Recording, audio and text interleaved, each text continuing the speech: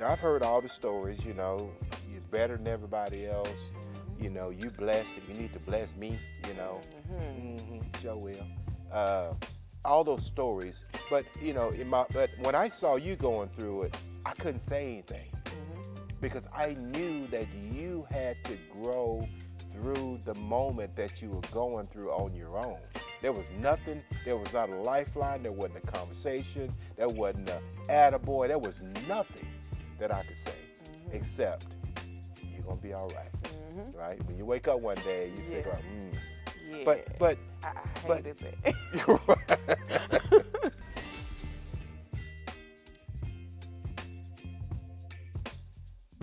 Welcome back to Projects to the Palace. I'm Roosevelt May. I'm here with my second cousin, actually, Brittany Lewis. Welcome back. And, we've been having a whole lot of fun talking about, kind of life journeys and where she's been. One thing I want to touch on before we got too far down the road, a lot of people are asking, why did Brittany, why me? I mean, why did she ask me to be part of this journey? I think because our paths cross. We've got this thing going where, Brittany and I didn't grow up in the same generation.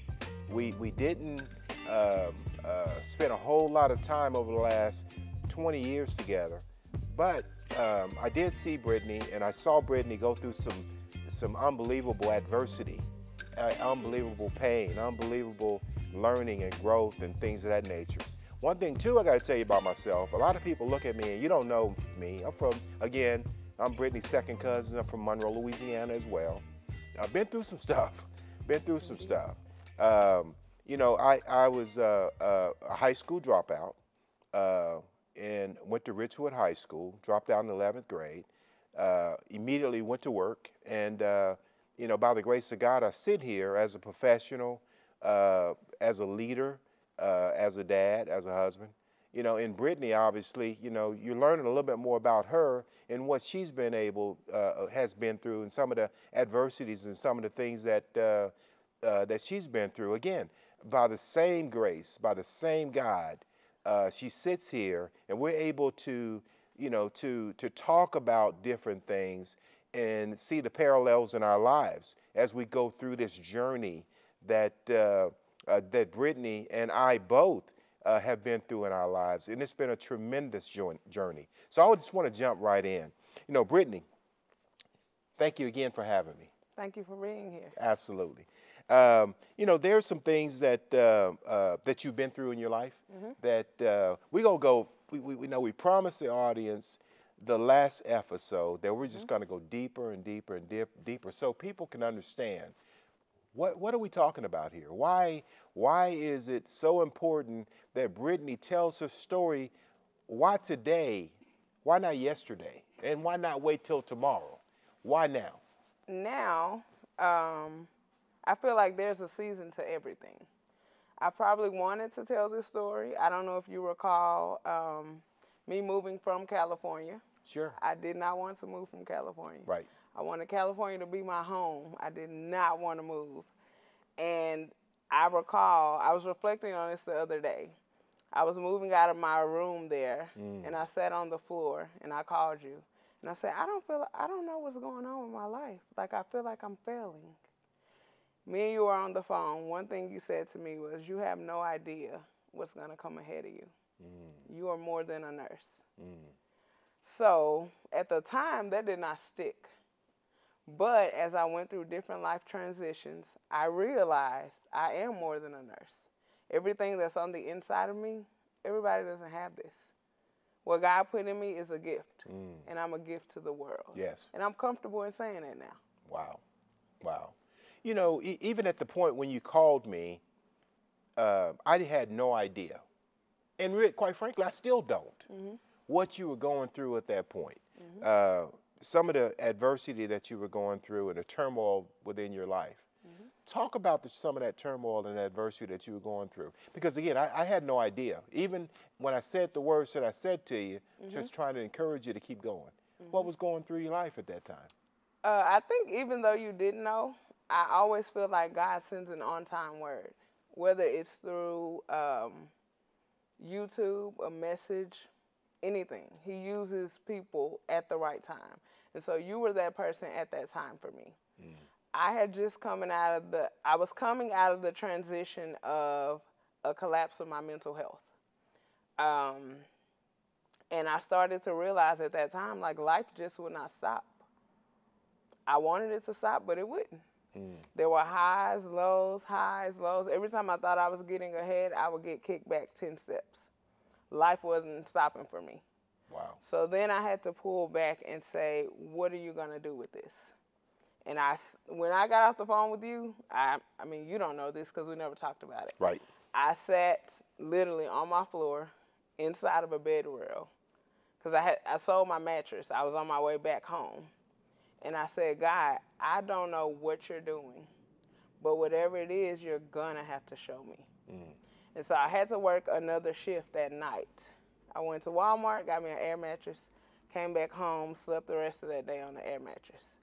Before I got up, I had a dream. Mm. And God showed me in that dream, he said, everything that you have just gone through is not for you. Hmm. And so I waited, and I'm like, why would you let my mental health collapse? Why me? Hmm. And he said, because people would never expect for it to be you. Hmm. And so that's when I started to do like the Facebook Lives on depression. And I started telling people like depression looks like me. You see me, I travel the world. I'm a nurse. Me and my son travel. We do all of these things. Whatever we want to do, we can do it. But depression looks like me. It doesn't have a look. Everybody that's depressed or suicidal just doesn't look like dirty and beat down and homeless. Like, wow. You can be functioning and depressed. Mm. So that's why God chose me. Because you're not going to find many people who are functioning that are going to really say, like, hey, this was me. You know, I knowing, you know, your grandmother, my aunt, your mom, my mom, all the people that came before us, right? Mm-hmm. Knowing how they responded to adversity, know how they responded to having to pay the bills and keep a roof overhead and take care of obligations. I saw a lot of that in you. Mm-hmm. I saw a lot of that of you just didn't quit. You just went to work and you did not complain. And if it meant working 12 or 14 hours a day, that's what you did. You know, why do you think you ended up being in that same mindset of folks that you saw that brought you up into this world? So if I could go back to my grandmother, okay. I think of my grandmother. I mean, of course, we know, the audience may not know, our family's from Delhi. Mm-hmm. Like, I'm like a few generations from picking cotton. Right. So I look at my grandmother and I see her entire life. Mm-hmm. She has worked hard, multiple mm-hmm. jobs, catching mm-hmm. the bus, mm-hmm. like job after job after job. Mm-hmm. And she has nothing to show for it. Mm. She's given out so much. She's worked so hard, but there's nothing to show for it. Mm. And then I saw my mom, who followed in my grandmother's footsteps, work hard, 2, 3 jobs. She has a little to show for it, but the return on it wasn't as much as she worked hard for. Mm. So for me, I wanted to go ahead, get this out of the way, get all the working hours out of the way, get vested, and my plan was like, by 40, I'm going to have so much money in real estate, these different returns, I'm going to sit at the house, kick my feet up, and chill. Wow. I'm not going to work hard for nothing. Like, my money is going to work for me. Wow. So I got it from them, but I didn't want to manage it like they did, sure. If that makes sense. Well, I think that they didn't have nearly the opportunity that we had either, right? Mm-hmm. You know, they couldn't, you know, the hourly wage was not anywhere close to some of the hourly wages that you've seen or I've seen, indeed. You know, working, right? Mm-hmm. You know, folk from that era just had to do what they had to do and accept mm-hmm. what they had to accept on whatever terms it was they had to accept them. You know, one thing that you mentioned or you touched on, yeah, you're a couple generations removed from picking cotton or sharecropping. Correct. For the audience, we're gonna talk about sharecropping in another session, but um, it was a very, very, very hard way to make a living, and sometimes a lot of folks just didn't make a penny. It was about just the sweat equity, and at the end of the day, having a place to lay their head at the end of the night. And that was the part to me that kind of struck me mostly about you and your work ethic is you truly drew from the folk that came before you in order to achieve some of the things that you've been able to achieve in your work life. Now, with that being said, how would you, is there anything that you would have changed to this point of our conversation? Uh, is there anything that you would have changed, right? Besides, the obvious, health and things of that nature. But Yes. is there anything you would have changed or done differently if given the opportunity? Currently, up until this point, no. I'll say yes and no. You always give me these questions. Right. Right. So the yes and the no. So the yes is I would have, stayed in California and continued my plan of Okay. becoming vested. Okay.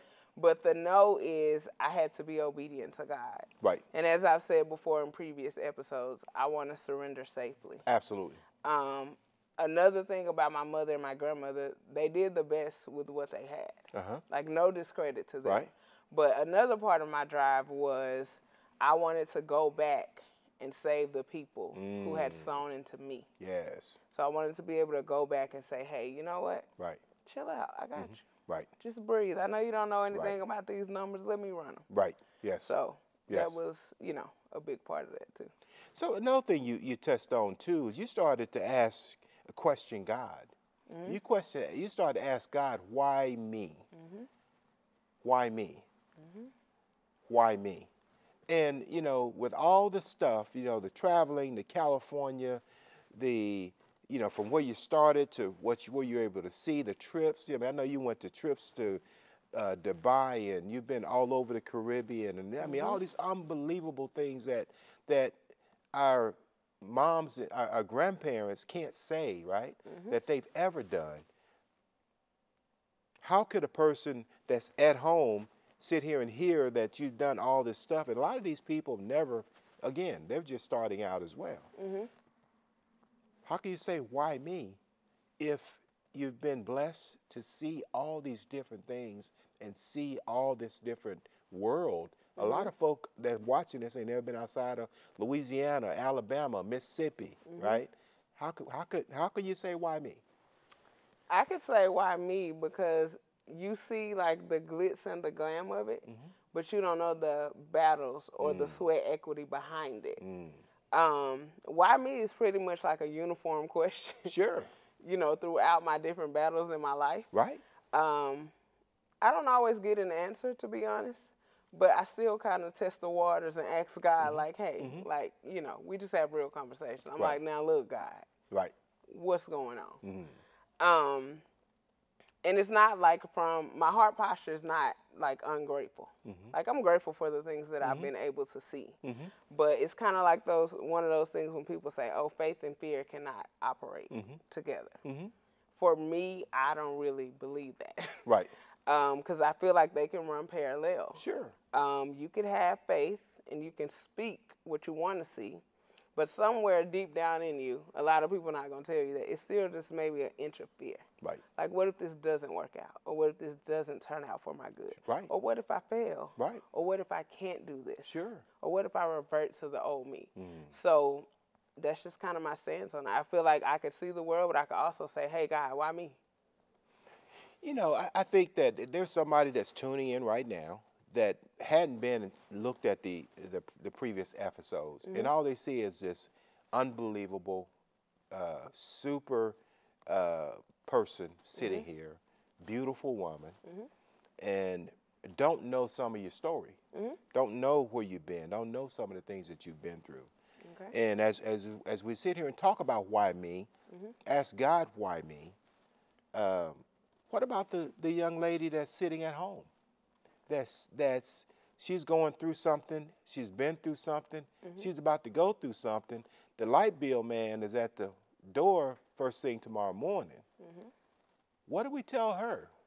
Well, how can the why me's how can that impact her in her life? Because uh, you obviously have come through so much and so much adversity. To be fair with someone that's truly in the battle right now, what can we say to her? What can you say to her? I would just probably say you can ask your why me. Right. Don't always expect an answer because I Sure. rarely get an answer. Now Right. that dream was probably one out of 15,000.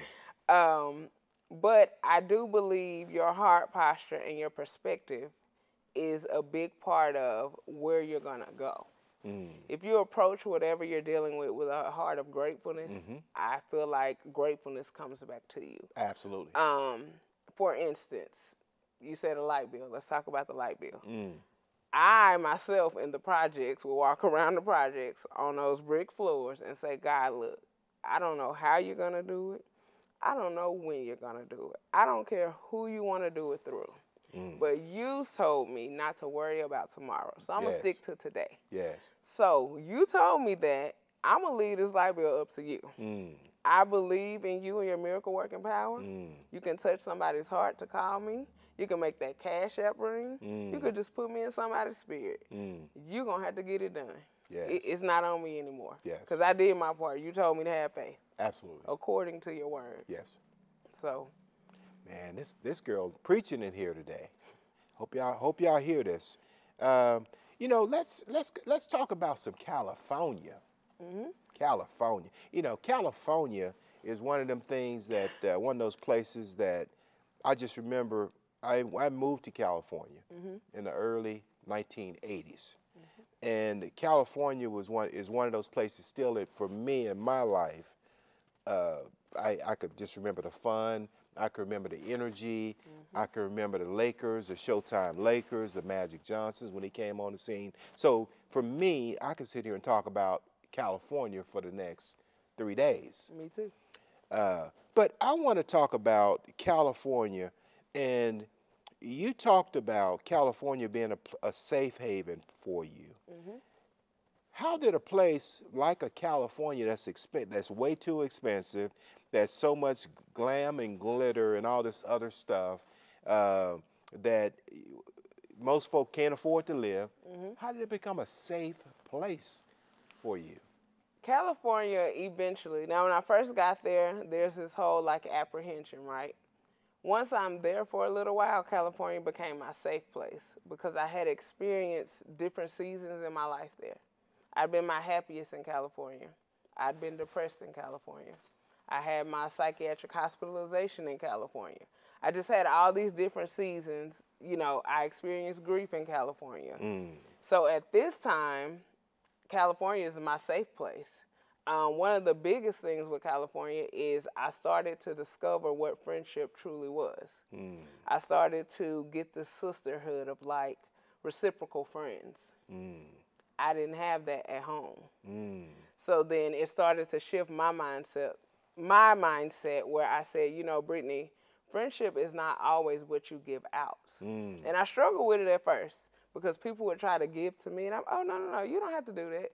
I got it. Don't worry about it. You know, strong Brittany. Right. But then thank God I had friends who were like persistent, like, no, you're going to take this. Right. Or, no, you're working too hard. Or, no, call in tonight. However much you make, I'm going to give it to you because you need to rest. Right.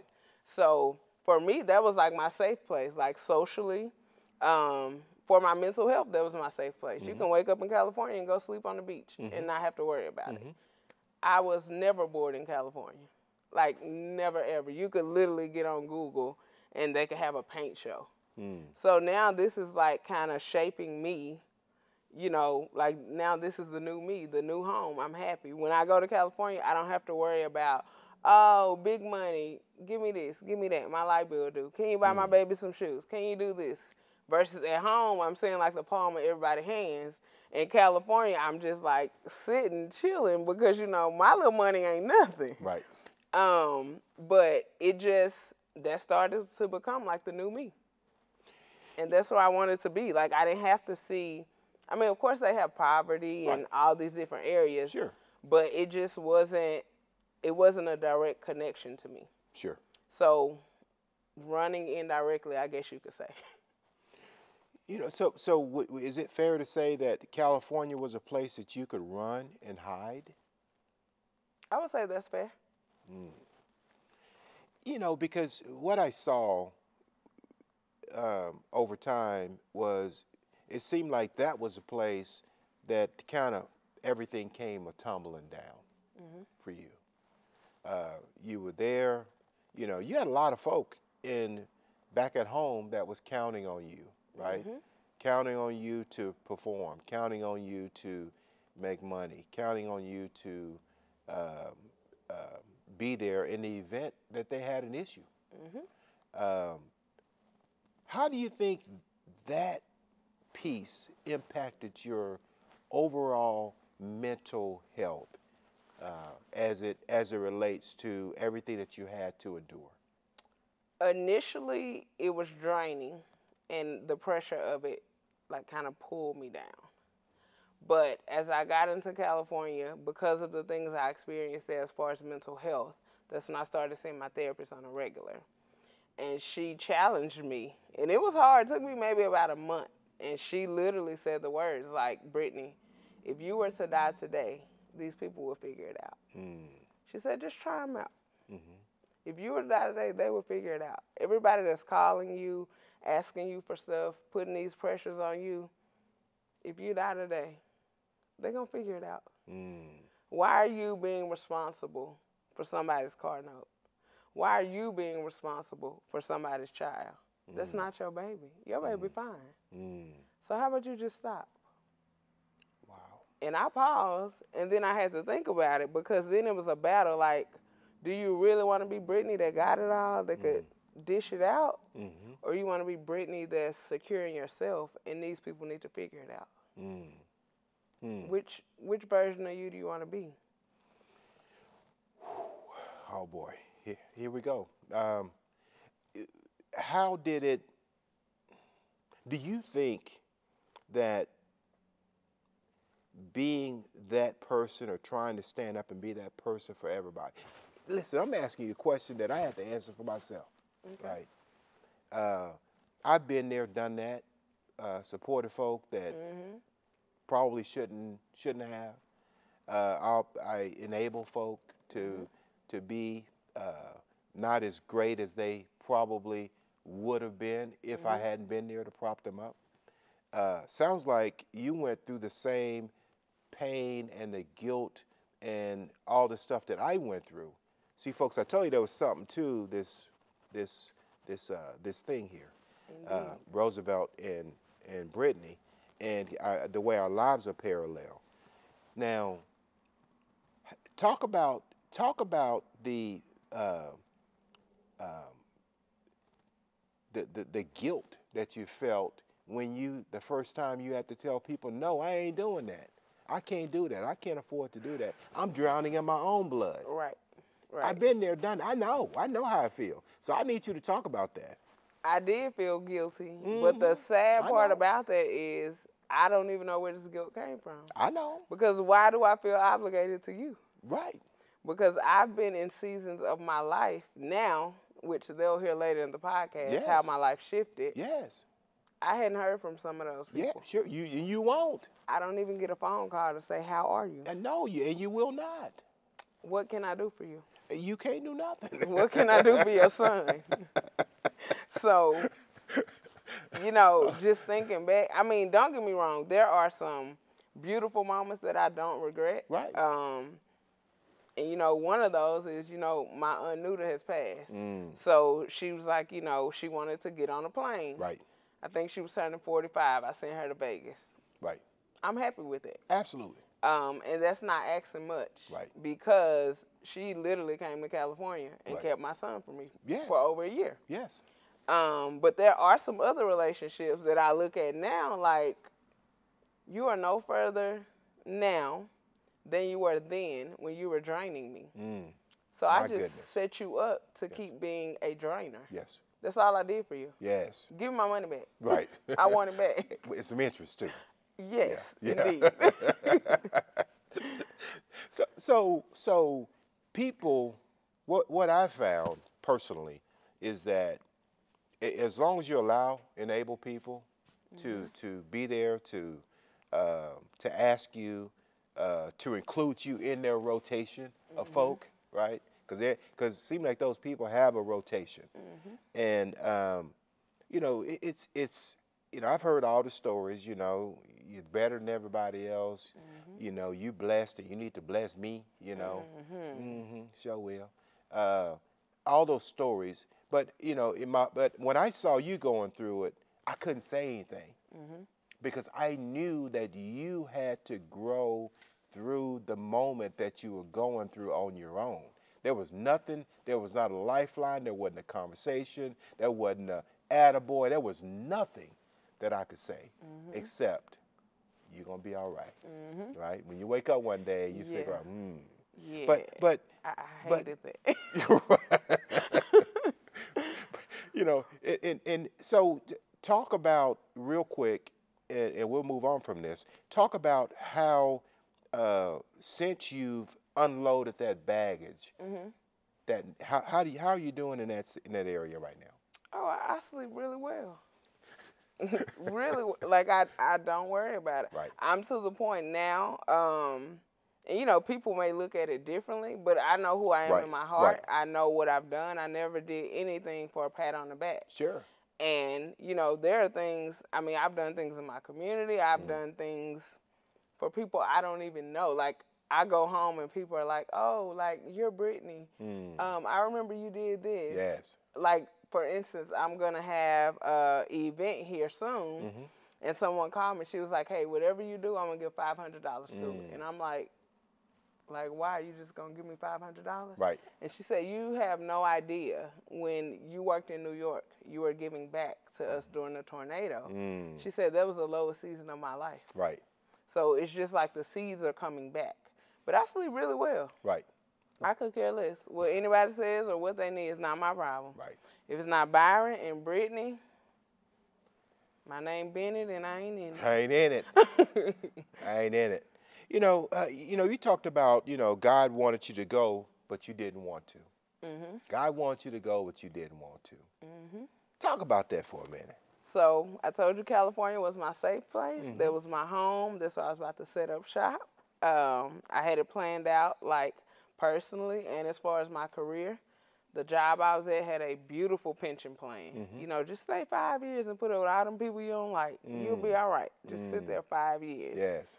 I had been offered like a 10-year position at the university I was teaching at. So I was preparing to kind of make California my homestead. It just was not working out. And I was like, God, like the first time I was like, okay, I'm going to go get this job at the university. I was already experiencing adversity because I was the only African American. Yes. But me, I'm so persistent. I'm like, oh, no, we're going to do this. We're going to do it. Like, I'm going to listen. Yes. I'm going to get this. Yes. My name's going to be on this door. So I experienced all types of things then. But then it's like, all right, you can control the career part of you. But everything else around me, like, just start falling apart. Like, just crumbling. And I was like, okay, God, what is going on? And so I'm like, okay, what do you want me to do? I was sitting at work one night, and I always listen like Sarah Jakes Roberts. And she had a message, Now Won't Let Me Go. And she talked about how sometimes you have to go back to where you came from. And when I sat at my computer, it's like my spirit just leaped. And I'm like, oh, no. You ain't talking to me, God. I don't know. Just playing. That is, you're not telling me to go back nowhere. I can't do it. I'm not going to be able to do it. So then some other things were happening. I think something happened with my roommate in California. So then that means, you know, my rent is going to double. Right. It's just like every little thing that I had in place just crumble. Right. I was in a relationship there that started to crumble. Like literally every part of my solid California that Right. I had put in place Sure. was like done. Mm. And then I was at work one night, sitting down at the desk, and I called one of my colleagues over who was a doctor, and I was like, something's wrong with my chest. I was like, I don't know what's going on. Like, can you come in here? I had already taken like my own vitals, put myself on the EKG, and he was like, well, you know, it looks, go get checked out. And I was like, you sure? Like, I'm still fighting it. I was like, look, now, are you sure this is something? Because I got COVID patients tonight. I'm not ever going to catch up if I go down to the ER. I don't have time for this. And so I sat down in the chair, and once I sat in the chair, I just started getting short of breath. Wow. And I was like, okay, he ain't got to be sure. So then my friend Melissa, like, got a wheelchair. I'm, like, sweating. They took me downstairs at our facility. I was not even there, like, 3 minutes. And it's a children's hospital. And so they're like, we're going to have to code 3 you. This is way too much for me. Hold on one second. Okay. They're going to have to stay with us because, folks, this is getting unbelievable. You're not going to believe this. You know, it's, you know, again, I'm Roosevelt May, Brittany Lewis. I mean, we're talking about we're going to go deep. We're going to go a lot deeper than we went over the last couple episodes. So you guys don't want to miss this. Stick with us. Come back for the next episode. It's going to be unbelievable. See you soon.